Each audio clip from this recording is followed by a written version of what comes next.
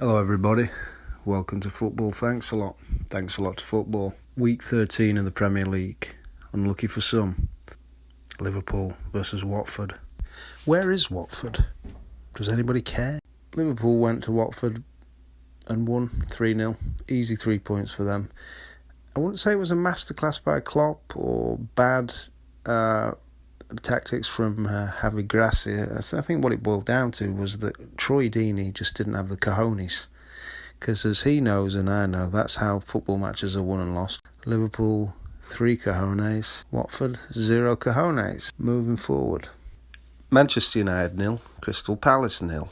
Good result for United, that. Mid-table clash. It's quite competitive for United in that mid-table area, and Palace will be happy with the point too, although Palace will probably be a bit more disappointed because they had a few chances to really win it, which they probably thought they would have done. But that was that game. Chelski got mullered by Tottenham. Pochettino ball is better than Sarri ball. There was a funny goal in this one. It was the second goal, Harry Kane. I don't know if it was because he was tired. So what he did is he was attacking and he just gave up and he just passed it to the goalkeeper just so he could get his breath. And the goalkeeper didn't see it. I think he might have been looking at somebody in the crowd. And the ball just rolled into the net. And that was 2-0 to Spurs. Chelsea mounted a fight back, but it was immaterial, really. They're going to have to readapt because I think Jorginho, getting everything filtered through Jorginho is sort of not working at the moment. Man City, of course, travelled to West Ham. It was a hard one to call this. Really tough because, West Ham, City. I mean, was it going to be 4-5-0 City or could it have been like 6-7-0? It was tough to predict.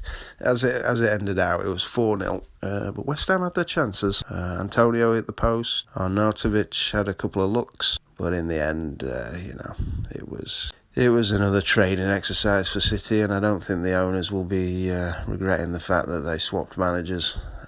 Man City are powered by an evil regime. Let's not forget that, and it's not fair. I'm not sure who West Ham are powered by.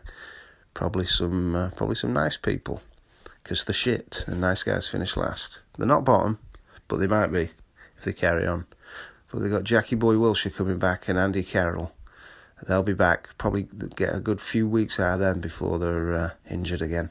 Brighton over Albion 1, Leicester City 1. Now this was a game of the journeyman finishers, and they each scored a goal.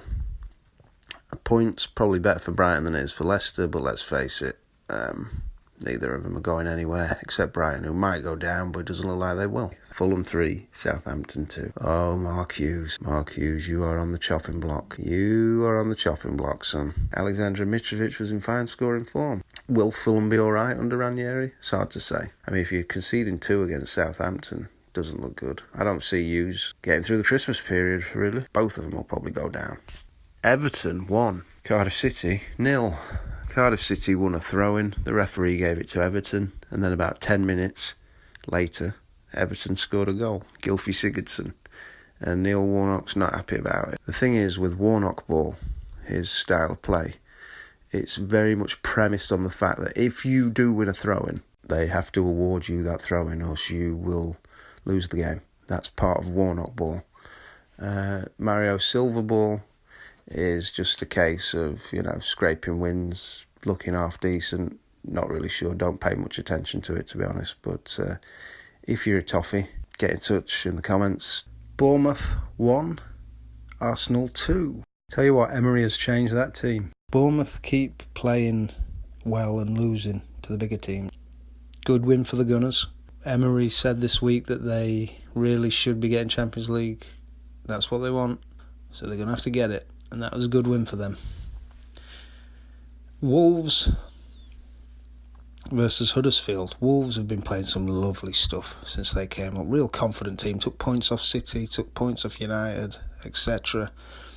Knocking it about. Got some lovely playmakers in midfield. Great system. Great Portuguese manager who's really got them flying high. Oh, and they got beat 2-0 by Huddersfield. David Wagner's no fool. He's no fool. Look at the man. He's working on a shoestring budget. He's getting a tune out of Huddersfield Town. It's not a good tune. You wouldn't download that one on iTunes now. But if you heard it on the street from a busker, you might throw 10 pence into the hat. And that is Huddersfield Town in a nutshell. In the final game, we've got Newcastle United versus Burnley. I can't be bothered to wait for it to happen because I've got to get this preview out. But I'll give you a prediction. I think the Magpies are going to win it 2-0. Andy Cole and Peter Beardsley with the goals. And Burnley will go home quite happy with their day's work, I think.